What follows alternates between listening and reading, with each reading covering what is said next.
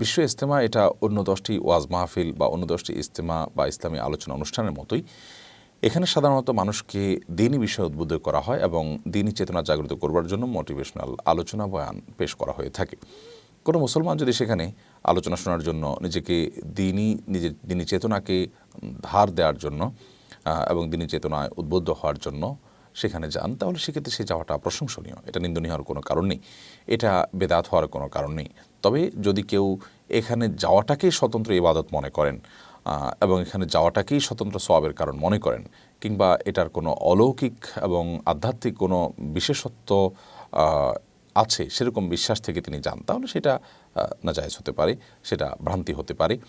আবার অনেকে বলে থাকেন যে সেখানে অনেকে যান হজের মতো মর্যাদা সেখানে পাওয়া যাবে বা হজের সমান সওয়াব পাওয়া যাবে বা হজের চাইতে বেশি সওয়াব হবে সেখানে গেলে, এরকম বিশ্বাস থেকে।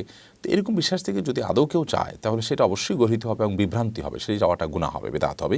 তবে আমার বিশ্বাস এবং আমার ক্ষুদ্র অভিজ্ঞতা হলো যে লক্ষ লক্ষ মানুষ যারা সেখানে যাচ্ছেন তারা ওয়াজ শোনার জন্য, আলোচনা শোনার জন্য, বয়ান শোনার জন্য যাচ্ছেন, সেখান থেকে বয়ান শুনে উদ্বুদ্ধ হয়ে আসার চেষ্টা করছেন এবং এই যাওয়াটা এবং এই যাওয়ার জন্য আয়োজনটা এটা নাজায়েজ বা বিদআত হওয়ার কোনো কারণের মাধ্যমে আলহামদুলিল্লাহ বহু মানুষ নামাজি হচ্ছেন, বহু মানুষ দ্বীনের দিকে অগ্রসর হচ্ছেন, সেটি অবশ্যই প্রশংসনীয় দিক।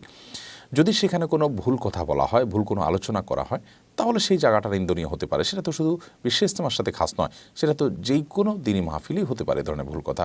তাই বলে ওই মাহফিলটাকে বিদআত বলার তো কোনো কারণ থাকতে পারে না, এই সম্ভাবনার কারণে অন্তত। আর ইজতেমার শেষ দিন, বিশেষ করে মোনাজাতের দিন, দূরদূরান্ত থেকে অনেক মানুষ অবশ্য যান সেখানে এ উদ্দেশ্যে শুধুমাত্র যে তারা মোনাজাতে শামিল হবেন। তো শুধু মোনাজাত বা দোয়ায় শামিল হওয়ার জন্য দূরদূরান্ত থেকে বা যাওয়ার কোনো দৃষ্টান্ত বা নজির শরীয়তে নেই। দ্বীনি আলোচনা শোনার জন্য যাবেন, সেটি মৌলিকভাবে প্রশংসনীয় এবং তার মাধ্যমে আমরা উপকৃত হব, এতে কোনো সন্দেহ নেই। সেখানকার আলোচনার যে বিষয়বস্তু আছে, বক্তব্যের যে বিষয়বস্তু আছে, সেগুলো আমরা যেমনটি বললাম সাধারণত মোটিভেশনাল স্পিচ হয়ে থাকে। অতএব মোটিভেশনাল স্পিচ শোনার জন্য আপনি সেখানে যাওয়াটা, এটাকে নিন্দনীয় মনে করা বা বেদাত মনে করার আমি কোনো কারণ অন্তত দেখছি না।